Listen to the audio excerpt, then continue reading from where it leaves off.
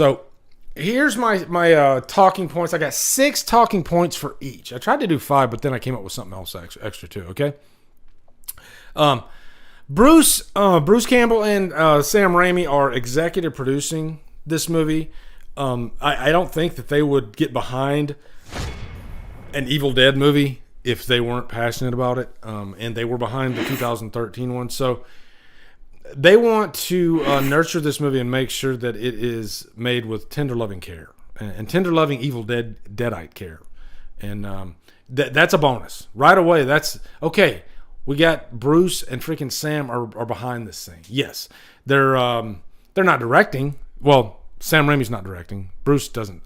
Has Bruce ever directed a movie? He might have. I don't know. But yeah, they're behind it. That's a great thing. Number 2, the backstory on this is originally after Evil Dead 2013, they were talking about doing 2 movies. They were going to do a sequel to Army of Darkness. It was going to be called Army of Darkness 2, which that wouldn't have been confusing. And then they were going to do Evil Dead 2, which was a remake. Which was a sequel to the remake, that's not a remake, by the way. I don't consider that a remake. You can consider 2013 a sequel if you wanted to, or maybe a spinoff. I don't know. But and then eventually they planned on those 2 movies joining and making a 3rd movie. And maybe they just got a little bit too ambitious, because let's face it, Evil Dead's not Star Wars, okay? And Evil Dead's not even Halloween, it does. I'm just talking like money wise, it doesn't make that much money, and that's a pretty lofty, proposition. So that fell through, and then eventually we ended up finally here. They were gonna put this on streaming. I think it was gonna go on HBO Max. But then eventually they decided, let's just put it in theaters. And maybe that had something to do with the pandemic. I'm not sure. Okay. 3rd point. Same vibe as the remake, seemingly. Are you guys fans of the remake?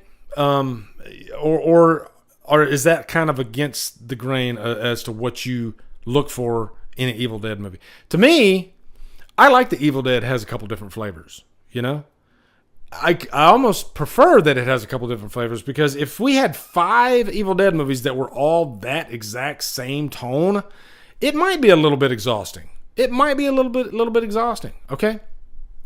So, I like that if you're in the mood for that zany, wacky, crazy, slapstick Evil Dead, you have the gift that is Evil Dead 2, and Army of Darkness. If you want the more serious type stuff, you got the first Evil Dead, and then you got the remake. And you know what? I love that the remake didn't try to copy the first movie. It really was its own thing. And I'll even say, I think, and it's hard for me to say, but I think the remake might be my favorite Evil Dead movie so far. After I reviewed the first Evil Dead a while back, I kind of came back around and I was like, okay, I think I do prefer the first Evil Dead. It's tough. They're both really, really close. But this new movie does seem to have the same tone that movie does. So that's a great thing to me. I love how serious these latest movies are, which does pose the question, if this movie is a hit, do they dare even try to recapture the comedic vibe that some of the earlier movies had, like the Ash movies? And here's another question for you guys while I'm on this point, because we're talking about Ash. Okay, again, Ash is an icon. He is one of the most important horror figures of all time. I have my Ash Funko. Okay,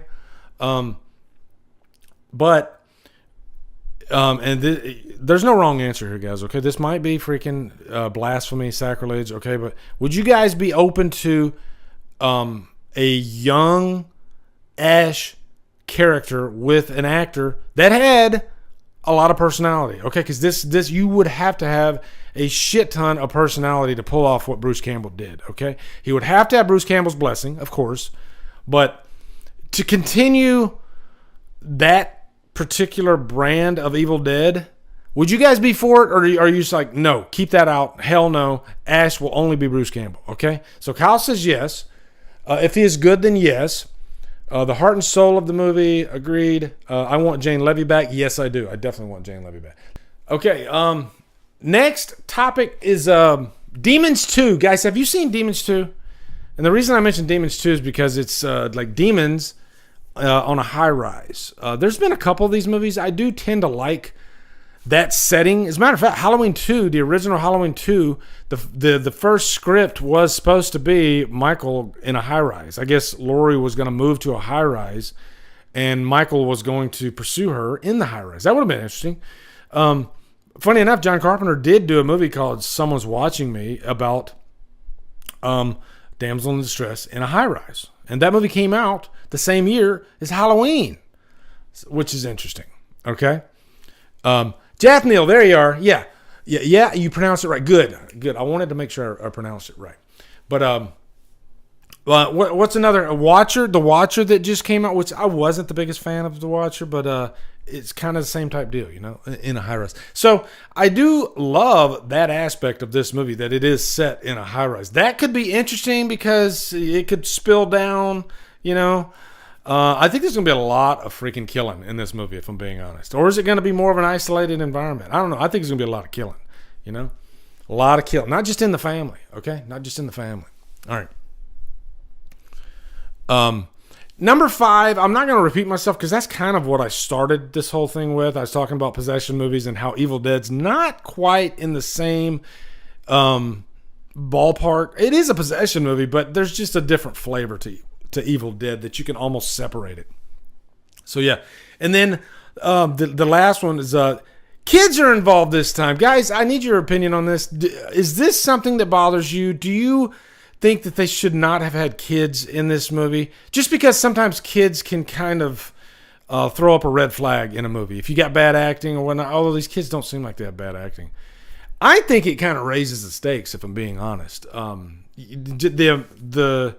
Like, they're not going to dare kill a kid, are they? Just the thought, though, of having these freaking scary deadites and these kids being in danger. And it's their mother. It's their freaking mother. Can you imagine that? So it's one of those scenarios like, how are they going to get out of this one? It's like a big catch-22. What are they going to do? Now, let's go over to, not to take anything away from Scream. Okay, guys? Not to take anything away from Scream. There we go. Guys, a lot of you think that I don't like Scream at all. I'm a casual fan of the franchise. I actually love quite a few of the movies. I love the first one. I love the second one. I like the third one. Love the fourth one. So there's 3 movies right there that I love. I just don't love the 5th one. But I had the guy at the beginning of the stream before we even started that was giving me shit. He was like, you're just mad because Scream made more money than Halloween Ends and Kill. I don't give a fuck. I don't care. You know what? It's good for horror. And by the way, all 3 of those movies made gangbusters, especially for horror movies, that were made for under $15 million. It doesn't bother. I'm happy. I'm happy that Scream 5 did so well. Because you know what? That means we get more Scream movies. And to me, that's a good thing. I'm excited for this movie. And let's get into the topics here, okay? Here we go. Okay. All right. Scream 6 has time on its side. I'm kind of comparing it to Evil Dead Rise right now, okay? Has time on its side, fresh off a very successful Scream 5, okay? Because we're talking 2013 to 2023. If I do the math right, that's 10 years, okay? What's up, Omni? How you doing? That's 10 years. So I think the anticipation isn't going to be as big as Scream. All right, they got to pull in some of the horror fans for this new Evil Dead. They got to come out swinging, okay, to get butts in the seats. Or Scream, hot off of Scream 5, built-in audience. Next topic for Scream: it is a more consistent franchise tonally.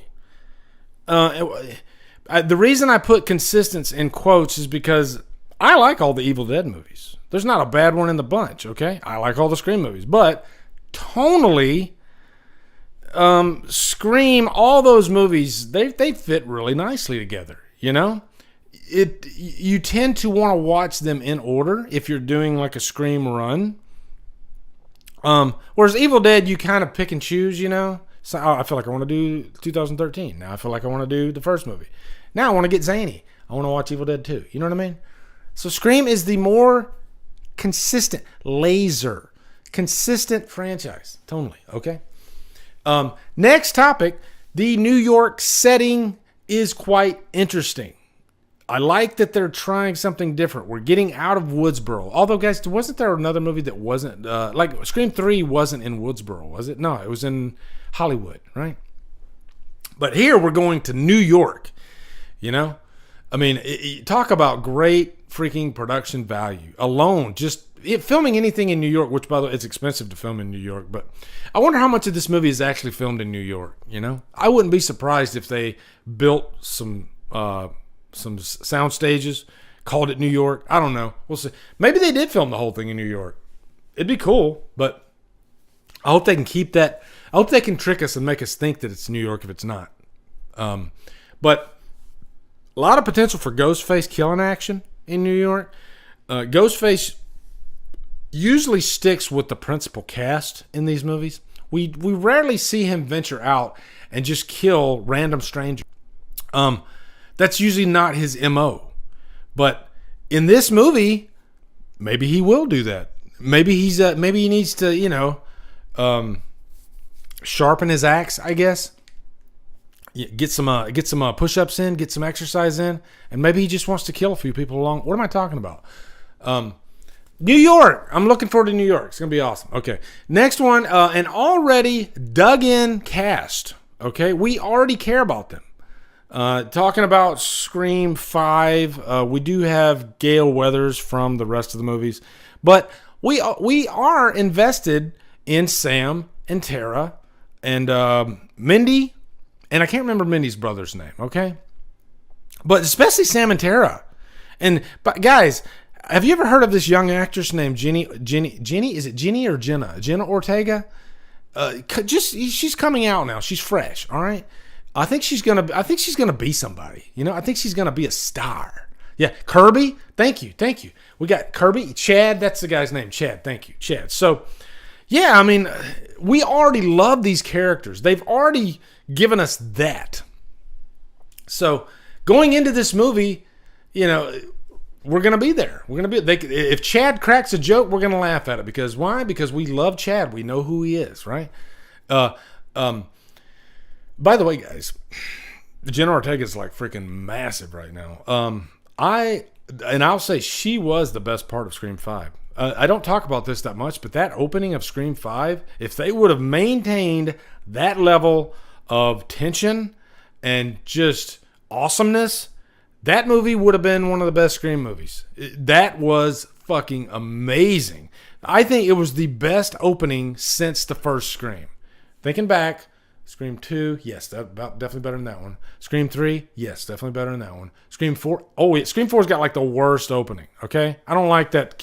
It's like the leapfrog opening where they keep doing the stab movies. It was getting annoying, but that opening in Scream 5, wow, just amazing. And then they pull the rug out from underneath because you think spoiler alert, you think for sure that Tara's going to die, and she doesn't. So, right away, guys, I'm going to tell you, when I've watched this movie in the theater, after that scene, I was like, okay, here we go. We might have one of the best Scream movies ever made, okay? Just didn't deliver the rest of the way, okay? But that's fine. It's still, they gave us what we needed. They set us up. We're not angry, right? Okay. So this next movie could be great. A promise of more bloodshed. I can't pull the quote, but I do think, and guys, help me out here. Do you remember this? I think they said that this one will be like the bloodiest Scream movie.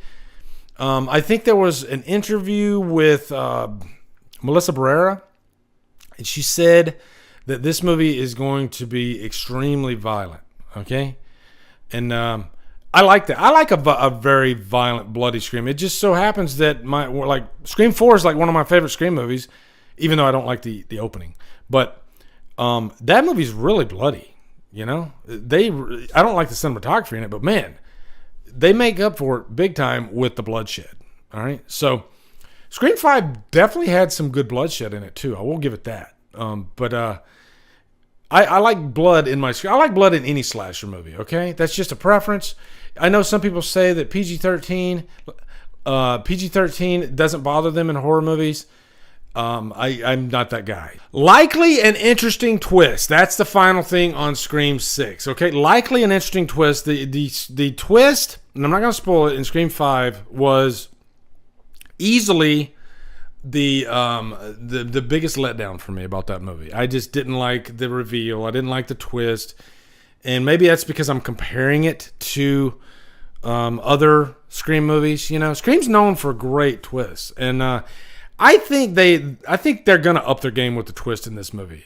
I even think that maybe they're going to leave it open for the next movie, because I think Scream 7's already like in pre-production, and I might be just pulling it out of my ass. I'm not sure, but I think it is. I would like to think it is, because this movie's going to make money. This movie's going to make gangbusters. So I guarantee you they already have an idea for Scream 7. And wouldn't it be cool if it ends up being like this being part 1 of a 2-part thing, and we just don't know it yet? Wouldn't that be kind of cool if they did like the Back to the Future thing, and at the end it said "to be continued"? Guys, would that blow your mind if at the end of this movie, boom, "to be continued"? Would that blow your mind, or would that piss you off? If they gave you something satisfying right before "to be continued," okay? Won't get Frank's money, but yeah. I guarantee you there's already a story treatment for 7 at least. Yeah, definitely. I think Sydney's coming back. Like, you do get this sense of closure with all of the Scream movies. Am I right on that, guys? For the most part, you do get a sense of closure, and they're good at picking things back up with the next entry. I mean, there's no sense of closure. It's to be continued. There's stuff that we don't know yet. You know, in the last movies, everything's wrapped up. We know who the killers are, okay? But in this movie, if it's to be continued and there's stuff we don't know yet, that gets me excited. Which do you guys think is going to be more successful? That's number 1 on your answer. Number 1, ... Which one's going to be more successful? Number 2, number 2, ... Which one are you looking forward to the most? Okay. And then number 3, ... Which do you think is going to be the better movie? You know, because that's a different answer than number 2. Okay. Which one do you think is going to be a better movie? All right. Number 4, 5, and 6, ... No, I'm just kidding. For me, I'd say number 1, Scream's going to make more money. Number 2, I'm looking for. I probably already screwed it up. I'm looking forward more to Evil Dead Rise, and I think the better movie will be a tie. I think both these movies are going to be really good. That's my answer. We spent a lot of time on these, guys. Okay? And I didn't really give you an answer. We're just speculating, right? You know what? I have no right to compare these. I have no right to compare these at all. What I should have done was just waited, reviewed the movies, and then went about my day. According to one of my angry subscribers. He's probably not even a subscriber. He's probably just a viewer. But according to him, I should keep my fucking mouth shut, and I shouldn't be talking about these movies. And I damn well shouldn't be comparing them.